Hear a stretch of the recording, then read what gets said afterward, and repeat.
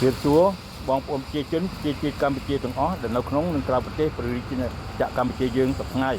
nâng tôm chia xúaเราchia chân chia Campuchia crom ផងដែរតែនៅក្នុងប្រទេសនិងក្រៅប្រទេសសូមជម្រាបសួរទាំងអស់គ្នាពីខ្ញុំសារាវុធលោកអឿនជាប្រធាន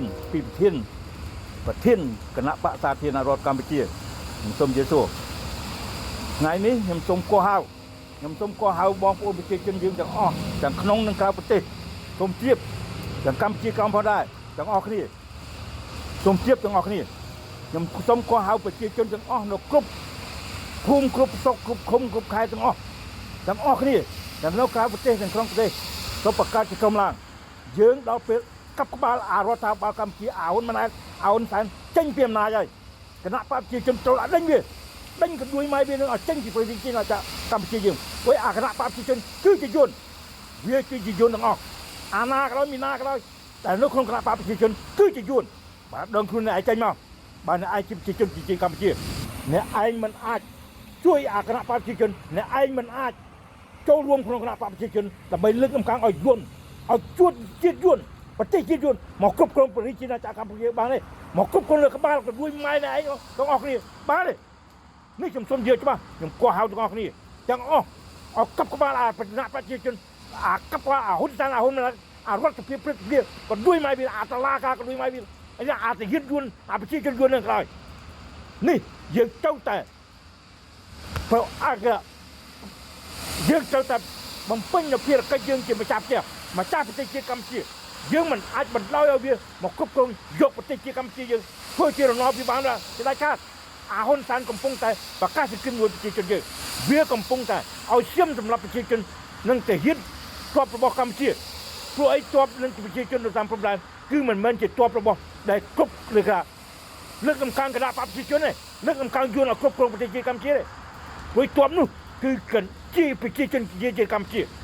ដូច្នេះវាត្រូវតែឲ្យឈាមសម្រាប់អាថៃសម្រាប់ចៅទាំងអស់នេះខ្ញុំសូមយកទឹកដីវាលក់រួចហើយអាចុយម្លាយក៏រួចអាហ៊ុនសែននិងអារដ្ឋាភិបាលកម្ពុជាវាលក់ដីកម្ពុជារួចហើយលក់ដីតាមដីព្រំដែនរួចហើយនេះខ្ញុំសូមនិយាយច្បាស់លក់កោះរួចហើយតើឲ្យថៃនេះយើងត្រូវតែដេញក្បាលក៏រួចម៉ៃវាកាប់ក្បាលក៏រួចម៉ៃវាឲ្យចេញពីអំណាចឲ្យចេញពីការគ្រប់គ្រងរបស់យើងនៅលើក្បាលយើងនេះខ្ញុំសូមនិយាយសោះតែជាជនយួននៅក្នុងកម្ពុជានៅក្នុងទូទាំងប្រទេសកម្ពុជាតើដេញវាចេញវិញចេញពីប្រទេសរាជាណាចក្រកម្ពុជាយើងឲ្យបានជាដាច់ខាតតែមុនដំបូងបើយើងមិនកាប់ក្បាលអារដ្ឋាភិបាលអាហ៊ុនសែនក៏ដួយម៉ៃវានឹងទេអាកាពូជក៏ដួយម៉ៃវានឹងទេចេញពីប្រទេសជាណាចក្រកម្ពុជាយើងមិនអាចដេញយួនបានជាដាច់ខាតយើងត្រូវតែកាប់ក្បាលអាចុយម្លាយនឹងក៏ដួយម៉ៃវានឹងឲ្យបានមុនគេបងអស់នេះខ្ញុំសូមកោះហៅទាំងអស់ប្រជាជនទាំងក្នុងប្រទេសទាំងក្រៅប្រទេសនៅទូទាំងពិភពលោកអត់ជៀបតាយើងត្រូវតែនាំគឺកាប់ក្បាលអាចុយម្លាយក៏ដួយម៉ៃវាអាហ៊ុនសែននឹងអាហ៊ុនម៉ាណៃក៏ដួយម៉ៃវាអាគណៈបព្វជិជនក៏ដួយម៉ៃវាអារដ្ឋភាពព្រឹទ្ធវាក៏ដួយម៉ៃវាចេញពីអំណាចកាប់ក្បាលវាដូចនៅប៉ាល់ធ្វើចឹងកាប់ក្បាលក៏ដួយម៉ៃវាដុតតាគីវាដុតវាក់វាឲ្យចុយម្លាយក៏ដួយម៉ៃវាអាចុយម៉ៃអស់នេះគ្មានតម្លៃមកកំទេអាចទេមិនបាច់ហៅវាស្ដាច់ទេកំដេចក៏ដួយម៉ៃវាហើយអាណាក៏ដោយពួកវាគ្មានតម្លៃមកកំទេអាចទេអាណាក៏ដោយមានណាក៏ដោយក្នុងគណៈបព្វជិជនគឺសិតតែយួនទេប្រជាជនយួនគឺសិតតែទ័ពយួនទេមកជួយពីប្រទេសណាចក្រកម្ពុជាយើងមិនមែនជាជនភៀសខ្លួនទេដេញវាគ្រប់តាមយើងជាម្ចាស់ផ្ទះយើងធ្វើតាមច្បាប់ម្ចាស់ផ្ទះហើយមិនចាញ់អាកោឲ្យចោលគាត់ដួយម៉ៃវាអាណាក៏ដោយមានណាក៏ដោយយើងទាំងអស់គ្នាតើងើបឡើងបកកើតជាក្រុមឡើងតាមភូមិតាមគុំតាមស្រុកតាមខេត្ត